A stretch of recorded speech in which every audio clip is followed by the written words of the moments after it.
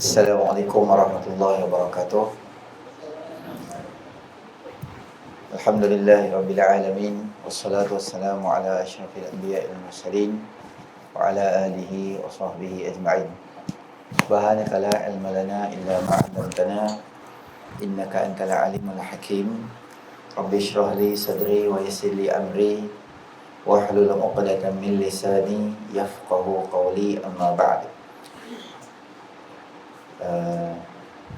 Tuan-tuan dan tuan-tuan muslimin muslimat yang dirahmati oleh Allah Subhanahu Wa Taala, pertamanya kita panjatkan kesyukuran kita kepada Allah Subhanahu Wa Taala kerana dengan limpah rahmatnya Allah Subhanahu Wa Taala beri kita sama-sama peluang berada di dalam majlis ilmu kita pada malam ni. Moga-moga kehadiran kita akan termasuk di dalam timbangan amal soleh kita nanti. Amin ya rabbal alamin. Tuan-tuan muslimin rahmati oleh Allah SWT, bagi yang ada kitab, tuan-tuan boleh tengok muka surat. Pada malam ini adalah hadis yang ke-23 daripada kitab 40 hadis amalan penghapus dosa. Dalam hadis ini, kitab ini dikumpulkan beberapa hadis Nabi SAW yang apabila kita buat benda tu, Allah Subhanahu Wa Taala akan ampunkan dosa kita.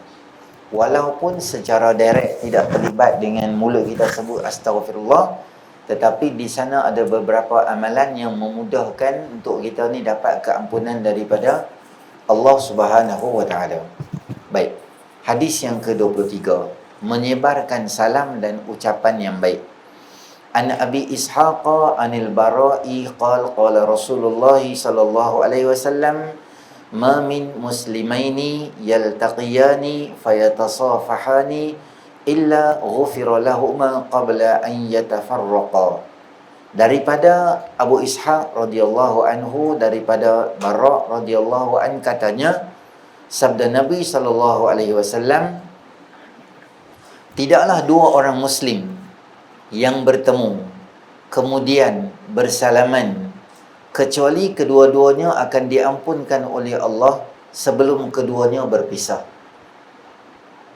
Hadis riwayat Imam Tirmizi dan Abu Daud. Tips di bawah tu, lazimkan amalan bersalaman sesama muslim kerana ia dapat menggugurkan dosa-dosa. Janganlah menunggu hari raya sahaja untuk bersalam-salaman. Baik, pada malam ni kita nak tengok beberapa benda berkaitan dengan bersalaman. Kata para alim ulama, makna musafahah di dalam bahasa Arab, bersalaman ni kita panggil musafahah. Makna musafahah ni mengikut bahasa Arabnya adalah ilsaqu safhatul kaffi bil kaffi. Maknanya melekat atau menemukan di antara dua tapak tangan dan tapak tangan satu dengan tapak tangan kedua. Maknanya kita letak dua-dua tangan tu salam dengan orang. Tu nama dia adalah musafahah.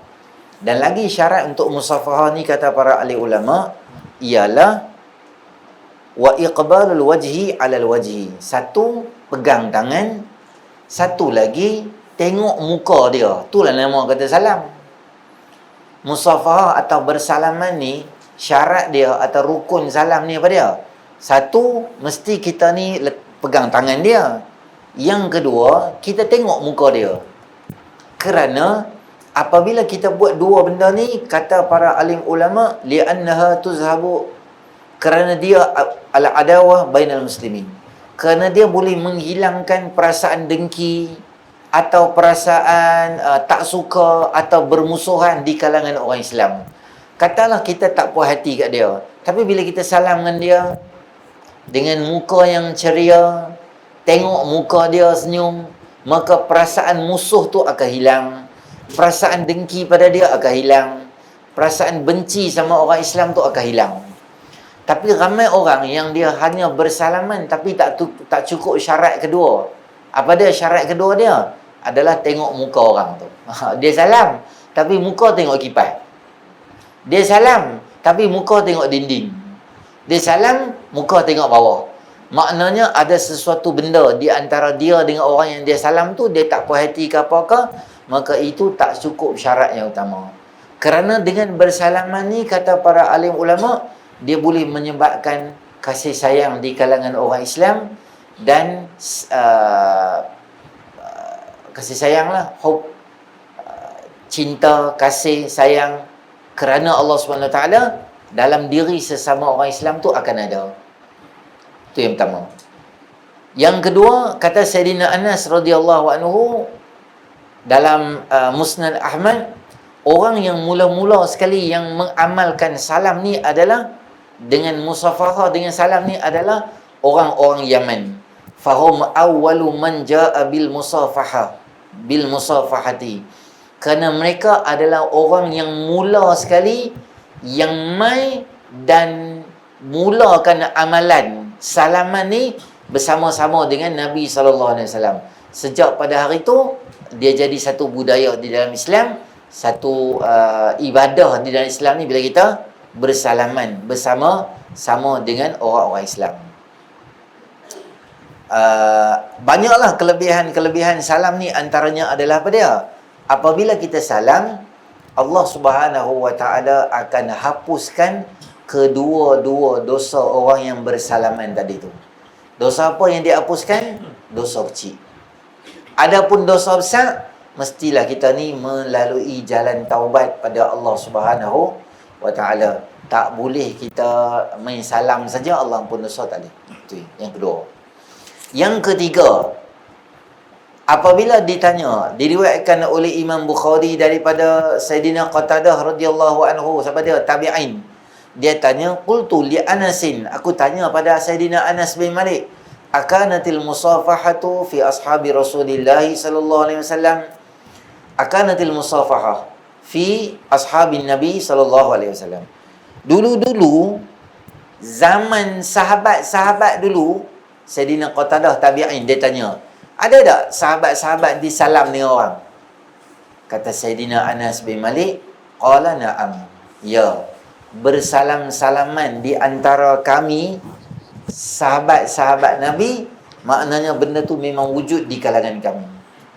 Bila sahabat buat, tuan-tuan muslimin rahmati oleh Allah SWT, bila sahabat buat sesuatu benda tu, maka di zaman tu ada Nabi SAW dan Nabi tak cegah, Nabi tak halang, Nabi tak marah, maka benda tu tidak dilarang di dalam syarak. Kalaulah dibuat di zaman sahabat dengan berleluasa dan Nabi SAW larang, tegah, marah, maka benda tu tidak dibenarkan di dalam syarak. Sama ada benda tu dibuat oleh Nabi SAW ataupun benda tu tak dibuat oleh Nabi, tetap juga dia dianggap sebagai sunnah. Sebab apa? Sunnah tu ma udhifa ila Nabi SAW qawlan aw fi'lan aw taqdiran. Apa sahaja yang disandar pada Nabi, sama ada dalam bentuk perkataan atau perbuatan atau pengakuan. Antara pengakuan yang masyhur apa dia? Makan dhab. Dhab tu apa? Bewak. Saya pernah bawa tuan-tuan muqaddimah tentang salah seorang daripada isteri Nabi SAW yang hidangkan kat Nabi daging dhab tu. Kan Nabi tak lalu, Nabi tak makan. Nabi kata, kami tak biasa makan daging ni. Tapi Nabi tak marah. Sahabat makan. Nabi kata, tak apa-apa, hampa makan. Cuma aku tak biasa makan makanan ni. Hampa nak makan, hampa makan lah. Benda ni boleh. Nabi tak makan, Nabi tak buat. Tapi Nabi mengaku. Jadi bila bersalaman ni wujud di zaman Nabi SAW, maka kita tak salah. Bahkan, kita tengok nanti Imam Nawawi kata, sangat sunat yang sangat dituntut. Apabila kita jumpa bersama-sama kita ni, kita bersalaman. Musim Covid ni dah lah kan. Covid ni salam betul je. Sebab ada penyakit. Dan kata Imam Nawawi rahimahullah ta'ala, musafahah itu sunat yang sangat dituntut. Indat talaqi, apabila bertemu di antara satu dengan yang lain, maka kita bermusafahah atau bersalaman. Daripada hadis-hadis ni, juga tuan-tuan, kalau tuan-tuan ingat, dalam sebuah peristiwa yang berlaku kepada Sayyidina Ka'ab bin Malik radhiyallahu anhu. Sayyidina Ka'ab bin Malik adalah salah seorang daripada penyair baginda Nabi SAW. Nabi ada 3 skuad penyair. Siapa dia? Yang pertama adalah Sayyidina Hasan bin Sabit. Yang kedua Sayyidina Abdullah bin Rawahah. Yang ketiga adalah Sayyidina Ka'ab bin Malik. 3 ni orang kuat, penyair. Zaman Nabi SAW, penyair ni satu orang yang hebat lah. Tapi satu peristiwa berlaku pada Sayyidina Ka'ab bin Malik ketika peperangan Tabuk, yang perjalanan tu jauh. Kalau dari Madinah nak pi lebih kurang 700 km nak pi Tabuk. Pulau Pinang nak pi Yongping, Johor. Macam tu. Tapi bukan naik kereta. Naik unta. Jalan jauh. Tersangat panas. Orang kafir Quraisy depa kata kat Nabi sallallahu alaihi wasallam dengan sahabat, depa kata kat sahabat, depa masuk jarum-jarum, depa kata wa qalu la tanfiru fil har qul naru jahannam ashaddu harran law kanu yafqahun. Tak payahlah pergi perang panas-panas. Allah Taala kata, bagi tahu kat depa wahai Muhammad, neraka esok lagi panas kalau hangpa tak pergi perang. Panas sangat, bekalan tak cukup, kurma pun habis dalam perjalanan, kami pun isap kurma. Habis kurma bekalan, kami kumpul-kumpul, dah kami isap sama sikit je. Ayak kurma tu ya, energi kurma tu je tahan nak pergi perang. Tapi perang tak jadi. Bila sampai sana musuh belah terus semua. Lebih kurang 40 hari. 20 hari pergi, 20 hari balik, 10 hari duduk di situ, tak ada perang, balik sajalah, tapi menang. Cuma Sayyidina Ka'ab bin Malik, dia ada benda. Bukan dia ada benda. Dia kata, tak, sahabat nak pergi dah, tak apa, dan aku, daripada keluar dah. Contohnya, daripada pergi geluguk, daripada gerak dah. Tak apa, dan aku dan lambat daripada. Aku ada kuda yang kuat, aku boleh lambat. Daripada pergi bertam dah. Dan, aku boleh lambat lagi. Daripada pergi Yellow Star dah. Dan. Dia duduk dan tu. Dan sahabat sampai dah di Tabuk. Nabi SAW tanya, mana Ka'ab, tak main ke? Dia kata, dia kata nak main. Tak main pun. Nabi diam, Nabi tak kata apa. Bila balik, kalut apa tak tahulah. Kalut tu, Sayyidina Ka'ab kata, aku kalut apa tak tahulah.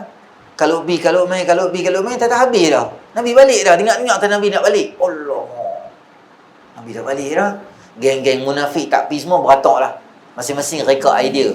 Nak ranjau, nak murung. Kami tak pi sebab ni, kami tak pi sebab air sinar tak masuk lagi. Kan tak mau pi, duit tak ada. Kami tak mau pi sebab apa? Sebab tukar minyak hitam. Saya cakap daripada mereka.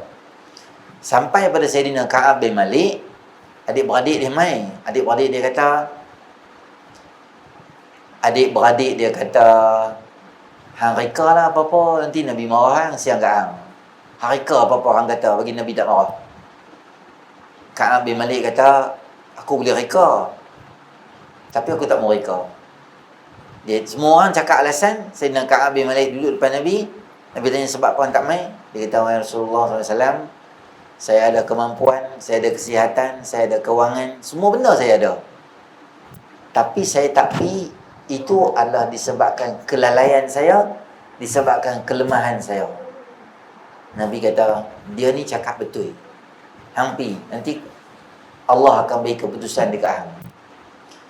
Tuan-tuan tahu apa jadi pada Ka'ab bin Malik radhiyallahu anhu? Dia mula diasing, kalau bahasa kita, diboikot oleh Nabi dan semua sahabat. Sahabat semua mula jauhkan diri daripada dia. Aku pergi masjid, semua orang tak layan aku. Macam aku tak wujud di kedai.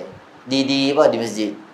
Aku pergi kedai beratok, kalau cashier, kalau Giant, Sunshine contoh lah, dia kira barang kita, barang orang depan kita, main tang kita, dia tak tengok macam kita tak ada tau. Dia tengok belakang ni abang, main barang, kira. Oh, dia jadi macam tak tahu. Pergi kedai orang tak layan, pergi kedai makan orang tak ambil order. Semua orang tak tahu je. Dia kata semua tu aku tak kisahlah, aku sedih tapi aku tak kisah sangat. Tapi aku paling sedih bila aku bagi salam kat Nabi SAW, Nabi paling muka, Nabi tak tengok muka aku. Aku rasa macam hancur hati aku. Aku rasa macam Allah, habis gelap dunia. Allah kata dalam Quran, dunia yang luas jadi sempit untuk mereka. Pergi mana pun jadi macam tak senang. Nak duduk di rumah pun tak senang. Nak keluar rumah pun siapa tak layan. Pergi masjid pun siapa tak layan. Sehingga lama datang arahan apa? Suruh pisah dengan isteri. Pisah sementara.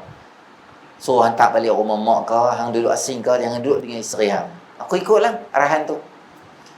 Pernah dia kata aku jumpa sepupu aku nama Qatada. Aku tanya kat dia, hang tahu kan aku ni orang Islam yang betul. Hang apa semua tak mau cakap dengan aku? Qatada diam je. Tak kata apa. Nak kata orang tak wani sebab Nabi tak cakap dengan hang. Kami pun tak wani lah memandang-pandang hang. Dia diam. Sampai satu musibah yang paling besar sekali, datang surat pada dia. Datang surat daripada Raja Luar. Bila dia buka, dia tulis kat situ, kami ada dengar kata Muhammad dan sahabatnya telah boikot dan asingkan diri daripada hang. Mau tak hang mai negara kami, hang tukar agama hang jadi Kristian Nasrani, kami akan bagi semua benda kat hang. Kami bagi hang jadi VVIP di kalangan kami. Dia rasa sedih sangat. Sampai peristiwa tu, orang nak anggap dia nak murtad keluar daripada Islam. Dia koyak surat tu, dia buang. Apa hari, lebih kurang 4-50 hari lah berjalan benda tu. Dia jadi macam susah hati sangat. Satu pagi, aku duduk atas bumbung rumah aku. Orang Arab kan bumbung listrik tu macam ni, macam meja ni, dia duduk atas. Ada seorang lelaki. Dia lari, kata, Ka'ab, ada berita gembira untuk hang. Allah dah maafkan hang.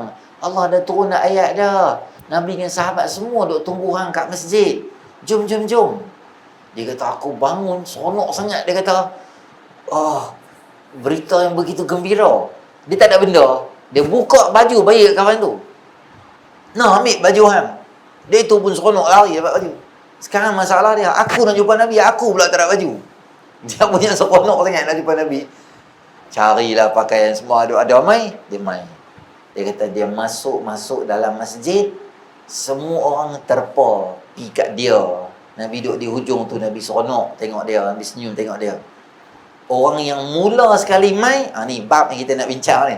Yang mula mai salam dengan aku adalah Abu Talhah radhiyallahu anhu. Dan dia ucapkan tahniah pada aku. Tahniah Allah dah maafkan hang. Pipi kan Nabi duduk tunggu. Semua orang raikan dia macam dia dapat satu anugerah besar lah. Ya Allah, Allah ampun dosa dia. Dia pergi kat Nabi SAW. Nabi kata kat dia, Allah terima taubat hang hanya disebabkan hang cakap betul sahaja. Betul, hang tak tipu aku hari tu. Sebab tu hang dapat keampunan daripada Allah. Maka sahabat kata, kami tak syak lagi ayat daripada surah At-Taubah. Ya ayyuhalladzina amanu taqullaha wa kunu ma'as sadiqin. Wahai orang beriman, bertakwalah pada Allah dan tetaplah kamu bersama orang yang bertakwa. Ayat tu memang kami tak syak lagi dia turun pasal Sayyidina Ka'ab bin Malik, kerana dia cakap benda yang betul. Kita apa-apa benda pun tuan-tuan dalam dunia, cakap benda betul. Dia salah pun, kalau hang buat benda tak betul pun, hang cakap benda betul. Kerana kalau hang cakap benda tipu, hang terpaksa tipu pula lagi 100 kali tipu nak cover tipu hang tu. Sebab hang akan sangkut masa tipu yang ke-64, tipu yang ke-67, tipu yang ke-89. Orang kata, tadi hang kata tak jumpa dia. Sekarang ujung-ujung cerita lain pula. Memang aku tak jumpa dia awal-awal. Tapi lepas tu baru aku jumpa. Dia tipu pula lagi. Lepas tu dia tipu. Tak boleh selamat. Orang yang tipu ni, flow dia tak betul. Tentu tanya polis ke, dia tahu lah. Custom ke, LHDN ke. Kalau mereka tangkap, custom ke, terutama contoh polis kan. Dia tangkap kawan tu, dia tanya, ambil ke tak ambil? Barang curi ke tak curi? Kalau tuan-tuan curi, dia tahu, muka tu dia tahu lah. Muka tipu dia ada, muka tipu. Muka betul pun ada. Muka orang tak erti cakap tipu ada. Muka orang tak pernah buat jahat. Tiba-tiba dia nak menipu. Dia tak erti nak tipu. Contoh siapa?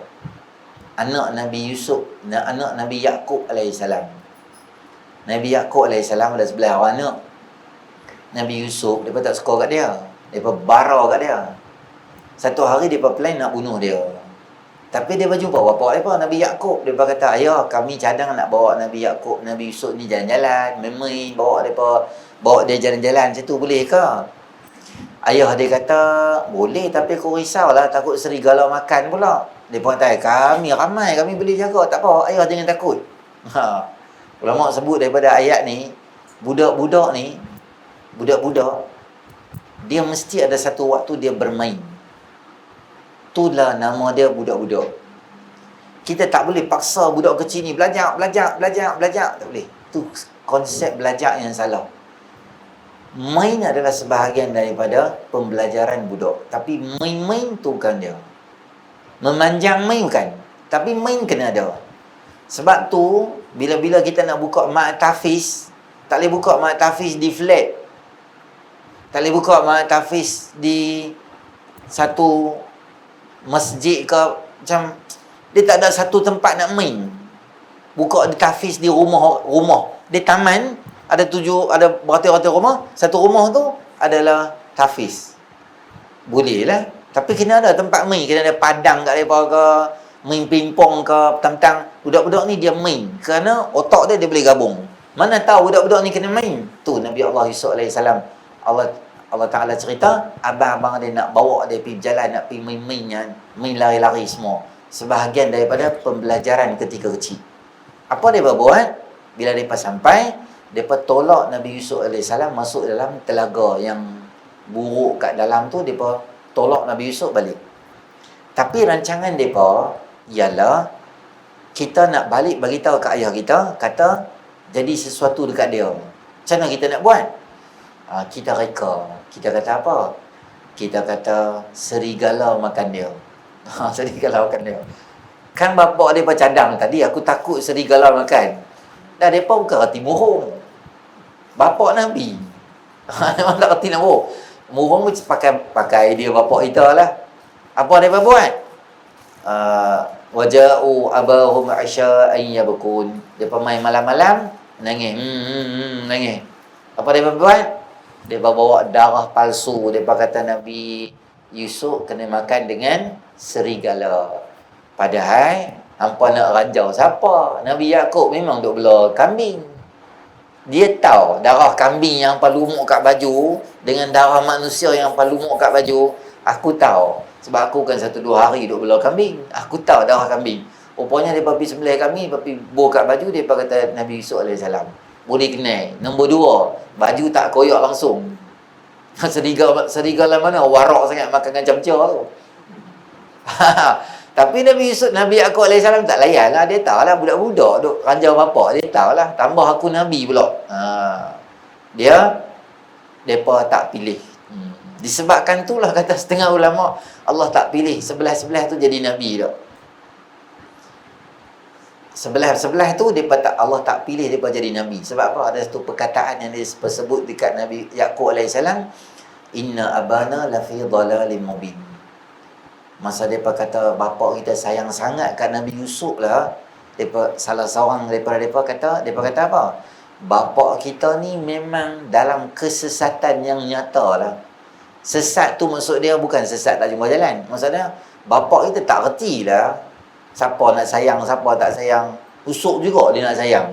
Sebab perkataan tu cakap pada Nabi dan merujuk pada satu orang yang bakal Nabi, Allah Subhanahu Wa Taala tarik daripada keistimewaan dapat anugerah Nabi kepada semua anak-anak Nabi Yaakob AS, kena kurang adab mereka bersama dengan para anbiya alaihissalatu wassalam. Bukan kata anbiya, bahkan 2 ihtiram pada mereka. Satu bapa, satu Nabi. Kata Syekh Salah Abdul Fattah Al-Khalidi dalam kitab dia Qisasul Qur'ani berkaitan Nabi Yusuf AS.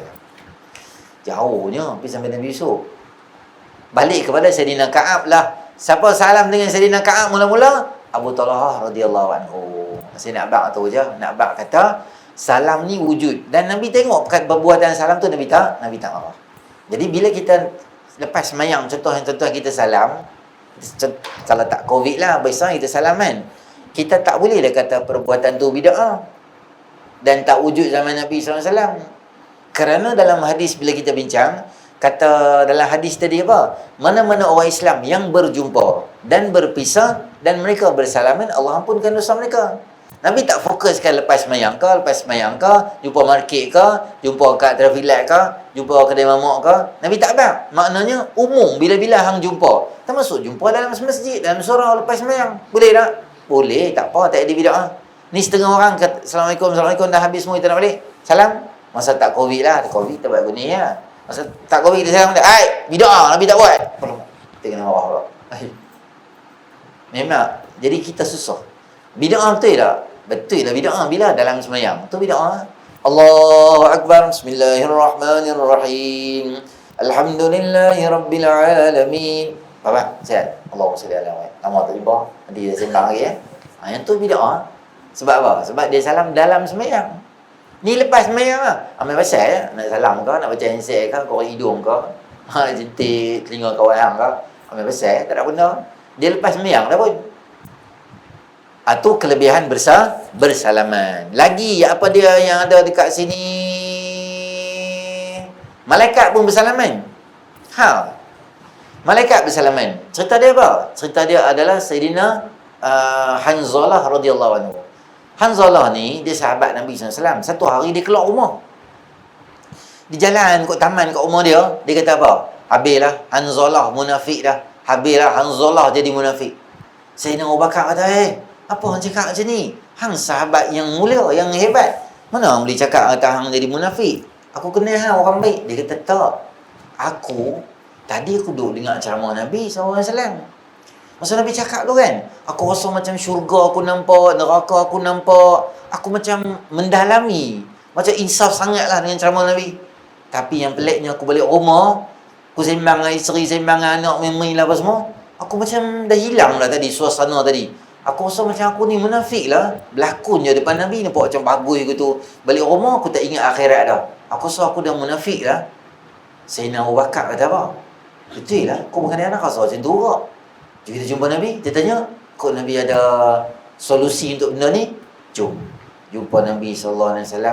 Nabi kata, wahai Hanzalah, manusia ni kadang-kadang dia macam ni, kadang-kadang dia macam tu. Benda tu biasa. Kadang-kadang iman kita nanti naik, seronok dengan ceramah, ada. Tapi, kata Nabi SAW, kalaulah kamu boleh maintain semangat dan keimanan macam hampa tengah dengar ceramah, macam dalam masjid surau, balik rumah pun duk ingat benda tu lagi, suasana akhirat masih di, dan la safahathumul malaika, malaikat akan bersalaman dengan kamu. Maknanya kamu ni orang yang hebat, VIP, glamour, artis, orang yang glamour di kalangan penduduk langit. Oi, malaikat tahu dia tu hebat tu. Balik rumah pun boleh maintain dia punya iman dia bila balik rumah. Orang semua, malaikat akan salam dengan kamu. Maka ini juga dalil menunjukkan bahawa bersalaman bukan sahaja wujud di kalangan apa? Para sahabat, di kalangan salafus soleh, bahkan juga wujud di kalangan para malaikat yang mulia. Jadi baguslah amalan bersalaman ni. Lagi kata dalam Adabul Mufrad, Imam Bukhari rahimahullah taala daripada Thabit Bunani katanya, Sayyidina Anas bin Malik radhiyallahu anhu apabila setiap pagi dia akan iddahana, maknanya dia akan wangikan tangan dia akan minyakkan tangan dia. Sebab apa? Yadahu dia akan minyakkan tangannya dengan minyak wangi, li musafahati ikhwanihi, untuk dia bersalaman dengan kawan-kawan dia. Sayyidina Anas bin Malik apa dia buat? Dia bangun pagi-pagi, maksudnya dia akan buh minyak wangi sikit tangan dia, bagi wangi sikit tangan dia tu, supaya bila dia salam dengan orang, wangi tangan dia. Bila dia salam dengan orang, wangi tangan dia. Anas bin Malik siapa dia? Dia duduk 24 jam khidmat dengan Nabi SAW. Dia pun buat benda yang sama. Itu di kalangan para siapa? Para nama dia adalah para sahabat. Di kalangan tabi'in, di kalangan salafus soleh juga, kata Sayyidina Barra' bin Azib radhiyallahu anhu, min tamamit tahiyati an tusafah. Di antara kesempurnaan salam, bukan kesempurnaan tahiyah ni macam penghormatan. Kalau kita jumpa orang, kita rasa macam hormat sangat dengan dia, maka kita bersalaman dengan dia. Juga berlaku kata Ibnu Abdul Bar, kata dia, al-musafahatu tajlibul mawaddah. Bersalaman ni dia akan menarik kasih sayang di kalangan, di antara satu dengan yang lain. Sayang pada orang. Lagi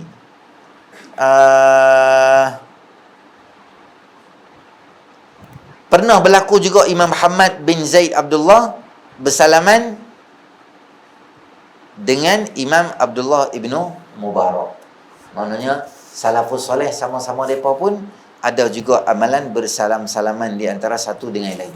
Banyak Allah tuan-tuan, kalau saya nak baca waktu tuan saya buat nota ringkasan berkaitan musafahah ni terlalu banyak.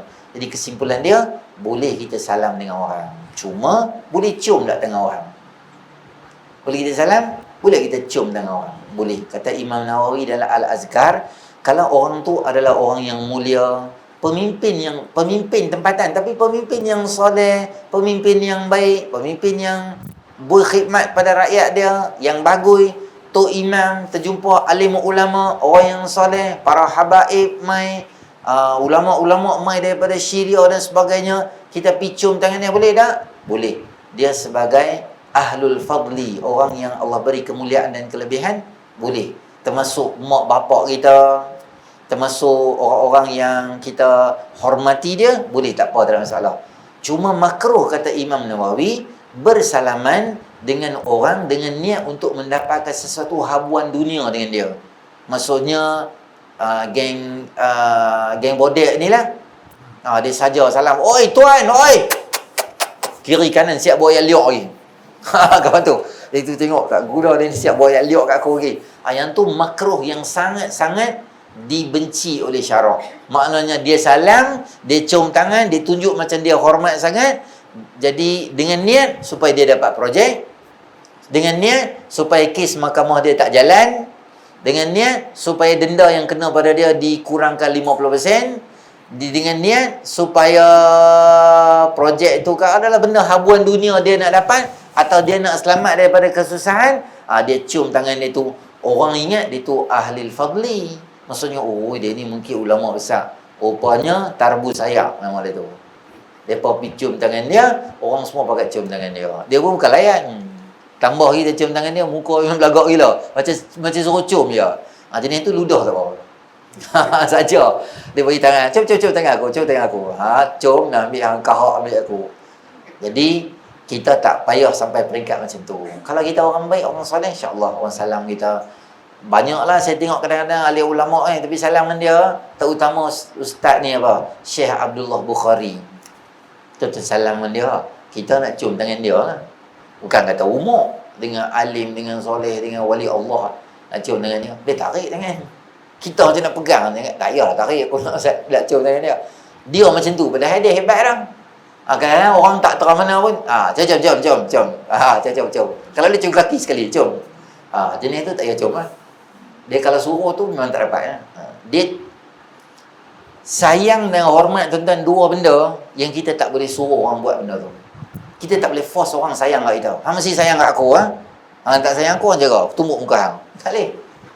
Suami isteri dua orang sayang, kita tak boleh force isteri sayang kat suami, suami sayang kat isteri. Tak boleh. Dia sebab dia main sendiri. Bila dia sayang, tuan-tuan, dia boleh buat apa benda pun dia boleh buat.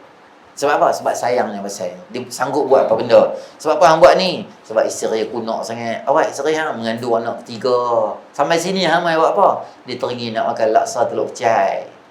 Start motor pada sini pergi cari. Sampai sana tukar minyak hitam, mai balik sini. Allah. Sebab apa? Sebab isterinya pasal. Sebab apa? Sayang lah. Sayangnya pasal dia buat. Satu lagi hormat. Kita tak boleh force orang hormat kita. Hang jumpa aku, hang mesti hormat aku . Orang hormat lah. Depan kita, belakang orang ludah. Tak guna dia ni macam hebat sangat, belarang orang timur. Tapi tuan-tuan, kalau orang tu kita hormat dia betul, dia lalu, orang isap okok, dia bawa belakang. Dia dah haji, silat. Asal insyaAllah saya sampai surau saya. Boleh, tak apa. Padahal seluar dia terbakar kat belakang. Okok belakang. Dia kata, dia ni bila nak belah ni, pungkuk aku terbakar lah ni. Tapi dia hormat. Dulu-dulu, satu ketika dulu, orang tengok orang-orang agama ni, dia hormat. Betul lah, tambah geng masjid, geng surau. Mak rempit, duduk lepak, main gitar. Kalau Tok Imam lalu gitar semua dia tok tepi, semua dia ada hormat di situ. Hormat tu kita tak minta kat dia. Dia main. Sebab bila dia tengok orang tu baik, dekat dengan Allah, dia rasa dia ni buat benda yang jahat apa semua, dia berhenti buat benda tu. Walaupun dia buat salah, tapi dia ada satu perasaan hormat. Dan hormat ni tuan-tuan, dia akan main tanpa kita minta. Hormat tak payah minta, sayang tak payah minta kat orang. Dia akan main kat kita. Kalau orang suka kat kita, sayang kat kita disebab kita buat benda baik, dia main. Sama macam benci ya. Benci membuat dah. Untuk dapat benci tu memang orang dapat. Maka cium tangan boleh. Cumanya tuan-tuan, saya nak bincang sikit sedikit masa yang ada tu. Cium tangan, salam dengan orang yang bukan mahram. Laki sama laki boleh, walaupun non-Muslim.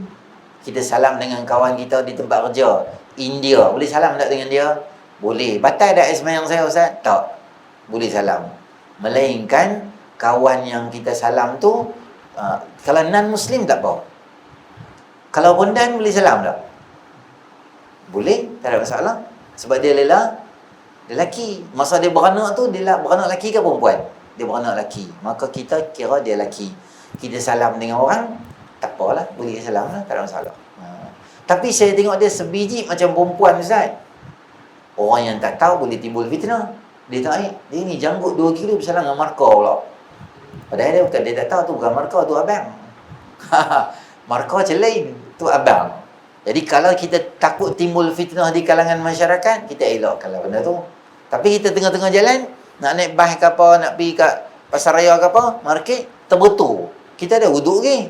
Betul. Tengok muka, bondan. Sebab dia tak ada cukup lagi. Pagi terlambat ke apa cukup habis ke tak tahu, dia tak ada cukup. Muka macam ada ni. Kita singgah masjid main baru nak sembahyang duha, aku ada wuduk dah, tak tahu. Aku betul. Oh, tak apa. Yang tu abang, tak ada masalah. Boleh? Wuduk tak patah salam sama jantina tak apa. Walaupun berlainan agama. Salam sama jantina tak apa. Walaupun dia tak suci. Contoh, dia dalam keadaan haid. Kita perempuan, salam dengan satu perempuan, dalam keadaan orang perempuan tu dia haid. Batal dah wuduk kita? Tak batal. Kita salam dengan satu lelaki, kita lelaki salam dengan lelaki. Lelaki tu kata, aku tak mandi wajib lagi, aku berhadas besar. Contohnya, kita pun salam dengan dia. Kita kata dia tak mandi wajib lagi. Tak apa, tak batal. Yang terhalang daripada buat ibadat, orang tu. Kita salam dengan dia, tak apa, tak ada masalah. Yang ketiga adalah salam dengan bukan mahram kita. Kita tahu banyak benda. Saya cuma peringat kat tuan-tuan, adik ipar dengan kakak ipar, dengan apa segala ipar, mak neka ni semua, dia adalah mahram sementara. Selama mana kakak kita kahwin dengan lelaki tu, selama mana kakak kita kahwin dengan lelaki tu nama dia abah ipar kita. Kita tak boleh salam dengan abah ipar kita. Itu satu. Kena abah anak-anak dah besar, sepupu yang mana, anak menakan yang mana boleh salam, mana tak boleh salam. Mereka kecil-kecil duk main dengan sepupu mereka, budak-budak. Seronok lompat sini, lompat sana. Bila dah main dah jenam, bila main form 1, form 2, dah akil balik, dah haid, dah akil balik, kita kena abang. Dia ni yang tak boleh salam, dia ni yang boleh salam. Dia ni mak ngah boleh salam, dia ni mak ngah tak boleh salam. Dia ni tok ngah boleh salam, dia ni tok ngah tak boleh salam. Dia ni cinema boleh, ni cinema tak boleh. Ni perima tak boleh, ni apa semua kena clear dekat dia. Baru dia tahu. Cuma 2 benda saya nak abang kat tuan-tuan supaya clear. Satu, anak menakan isteri kita. Anak menakan isteri kita. Isteri kita ada anak menakan. Dia dengan anak menakan dia boleh salam lah. Sebab mereka makcik dengan anak menakan dengan makcik. Kita outsiders yang duduk luar daripada family dia, yang masuk family dia, kita tak boleh bersalam dengan anak menakan dia. Anak menakan dia salam dengan isteri kita. Sebab isteri kita mak ngah dia. Mak ngah sihat ke? Kita pak ngah. Kita pak ngah tak boleh salam. Pek ngah baru boleh salam. Pak ngah tak boleh salam. Sebab apa tak boleh salam? Sebab orang luar tak kena menang dia, mahram dia. Satu. Yang satu, isteri anak menakan. Nombor 2, anak menakan isteri kita. Sama orang. Kakak kita ada anak. Anak dia anak lelaki. Kita dengan dia anak menakan lah. Dengan pak menakan tak apa. Anak menakan kita, dia pergi menikah satu perempuan. Perempuan tu masuk dalam family kita. Kita tak boleh salam dengan isteri dia, tak boleh. Dua-dua tu tuan-tuan kena ingat. Isteri anak menakan isteri kita. Terbalik, flip kod belakang betul. Dua-dua tu kena hati-hati. Sebab kita ingat anak menakai cerita, tak apalah, bukan orang lain ni, pak ngah hang juga ni. Ni dia buat merepek gitu. Ada pak ngah boleh salam, ada pak ngah yang kita tak boleh salam. Jadi banyak hukum hakam berkaitan dengan apa bersalaman ni yang boleh kita amalkan dalam kehidupan kita seharian. Cuma dalam musim-musim Covid ni ada beberapa benda yang kita kena hati-hatilah. Mungkin tak elakkan bersalaman, kita tak tangan macam tu. InsyaAllah kita doa supaya penyakit-penyakit ni semua hilang, kita boleh bersalaman macam biasa pula. Baik. Itu saja, kita tangguh dengan tasbih kafarah dan suratul As. Subhanakallahumma wa bihamdika asyhadu an la ilaha illa anta astaghfiruka wa atubu ilaik. Wal 'asri innal insana lafi khusr illa allazina amanu wa 'amilus solihati wa tawasaw bis sabr. Subhana rabbika rabbil 'izzati 'amma yasifun wa salamun 'alal mursalin. Alhamdulillahi rabbil alamin. A'udzu billahi minasyaitonir rajim. Bismillahirrahmanirrahim. Alhamdulillahi rabbil alamin. Wassalatu wassalamu ala asyrafil anbiya'i wal mursalin wa ala alihi washabbihi ajma'in. Allahumma anfa'na bima 'allamtana wa 'allimna ma yanfa'una zidna ilma. Rabbana atina fid dunya hasanah wa fil akhirati hasanah wa qina adzabannar. Wa sallallahu ala sayyidina Muhammadin nabiyil ummi wa ala alihi washabbihi ajma'in. Alhamdulillahi rabbil alamin.